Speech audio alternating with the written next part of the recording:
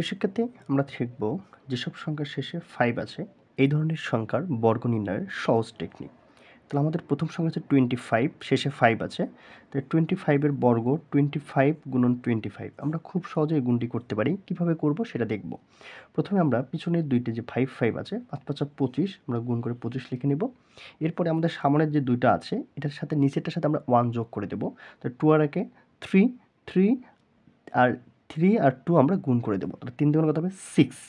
তাহলে 25কে আমরা বর্গ করলে পাবো 625। এভাবে 55 এর যদি আমরা বর্গ করি 55 গুণন 55 আমরা 5 5 গুণ করে দেবো 25, নিচের সাথে 1 যোগ করে দেবো। 5 আর 6 5 6 কত হবে 30। তাহলে এটা 55 এর বর্গ হবে 3025।